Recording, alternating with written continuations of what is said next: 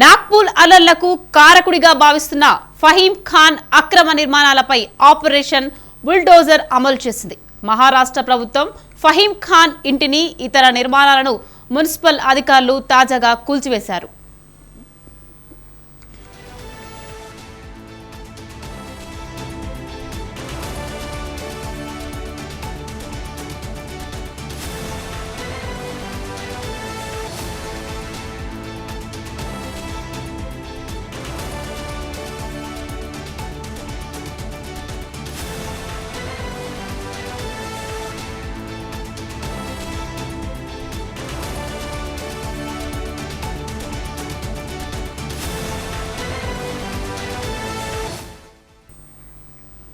నాగ్పూర్ చుట్టుపక్కల ప్రాంతాల్లో ఇటీవల హింసాకాండ చెలరేగింది. రెండు వర్గాల మధ్య ఘర్షణ జరిగింది.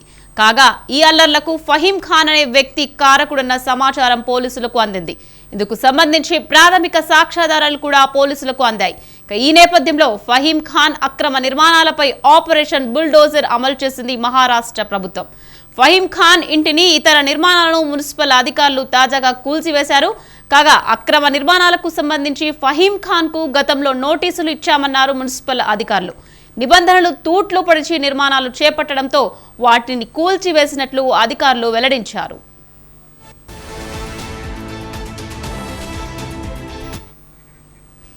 నాగ్పూర్లో ఈ నెల 17న అర్ధరాత్రి నుంచి అనేక హింసాత్మక ఘటనలు చెలరేగాయి. నాగ్పూర్ మున్సిపల్ కార్పొరేషన్ పరిధిలోని సంభాజీనగర్ ప్రాంతంలో మొఘల్ చక్రవర్తి ఔరంగజేబ్ సమాధి ఉంది. కాగా ఈ ఔరంగజేబ్ సమాధిని తొలగించాలన్న డిమాండ్ హిందూ సంఘాల నుంచి వచ్చింది.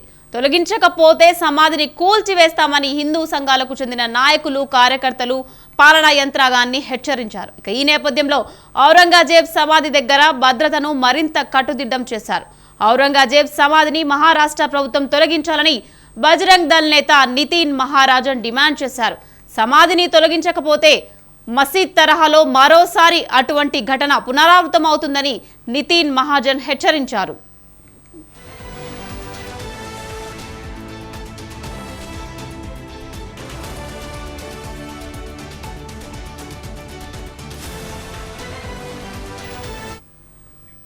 కాగా హింసాత్మక ఘటనలకు సంబంధించిన నేపథ్యంలో భద్రతా బలగాలు రంగంలోకి దిగాయి.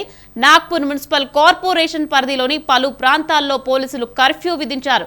ప్రధానంగా కొత్వాలీ, గణేష్ పేట్, పచ్చపులి, శాంతినగర్, సక్కర్ధర, యశోదానగర్, కపిల్ నగర్లో కర్ఫ్యూ విధించారు. ఈ మేరకు స్థానిక పోలీసులు కమిషనర్ రవీందర్ కుమార్ సింఘల్ ఉత్తర్వులు జారీ చేశారు. తదుపరి ఆదేశాలు వచ్చేంత వరకు ఆయా ప్రాంతాల్లో ఆంక్షలు కొనసాగుతాయని పోలీస్ కమిషనర్ వెల్లడించారు. కర్ఫ్యూ నిబంధనలు ఎవరైనా ఉల్లంఘిస్తే కఠిన చర్యలు తీసుకుంటామని పోలీస్ కమిషనర్ హెచ్చరించారు.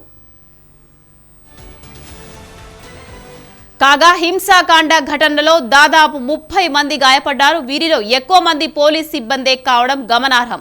దీంతో హింసాత్మక ఘటనలకు కారణమైన 17 మందిని పోలీసులు అదుపులోకి తీసుకున్నారు.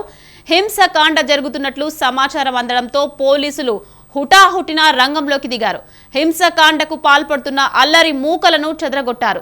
మారణ ఆయుధాలు చేతబట్టి చేపడుతున్న దుండగులపై లాఠీ చార్జ్ చేశారు.